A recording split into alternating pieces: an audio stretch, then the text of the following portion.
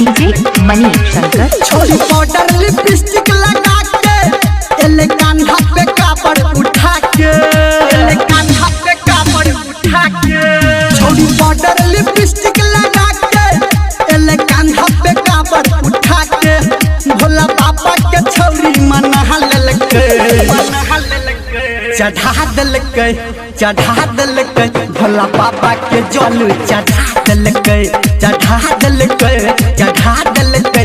भोले दानी के जल चढ़ा देलके। DJ Sumit Satish, DJ Sumit Satish.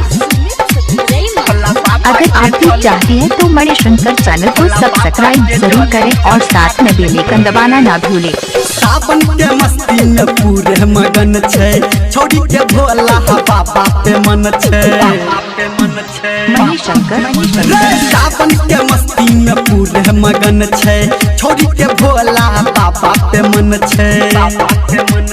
मन में आस लगा के एले दिल में है श्रद्धा जगा के।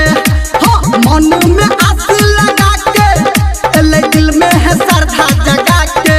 संग सखी सहेली के बजा लेलके, चढ़ा देलके, चढ़ा देलके। छोड़ी बाबा के जल चढ़ा देलके, चढ़ा देलके, चढ़ा देलके। भोले दानी के जल चढ़ा देलके। DJ Sumit Satish, DJ Sumit Satish. DJ Manishankar. अभी आप घर देखे हर बाजार, जिला धनुषा। डीजे पे बोलबम के बाजे छे गाना, नाचे छे छौड़ा सब भटे दीवाना। डीजे पे बाजे छे बोलबम के गाना, नाचे छे छौड़ा सब भटे दीवाना। छोड़ी मुड़ी अपन बना के भोला बाबा के घंटी बजा के। छोड़ी मुड़ी अपन बना के भोला बाबा के घंटी बजा के। आई लाठी शरम हटा लेलके, चढ़ा देलके, चढ़ा देलके। भोला बाबा के जल चढ़ा देलके, चढ़ा देलके, चढ़ा देलके। भोला बाबा के जल चढ़ा देलके। DJ Sumit Satish, DJ Sumit Satish. रईमा भोला बाबा के जल, भोला बाबा के जल चढ़ा डीजे डीजे मणिशंकर। धर्मेंद्र निर्मलिया बात बढ़ावे, भोला बाबा के गुण गावे।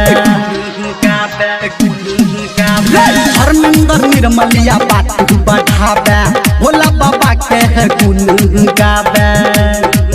डीजे संजय के संगे बजा के, छौड़ी गौतम के संग फुसला के। डीजे संजय के संगे बजा के, छौड़ी गौतम के संग फुसला के।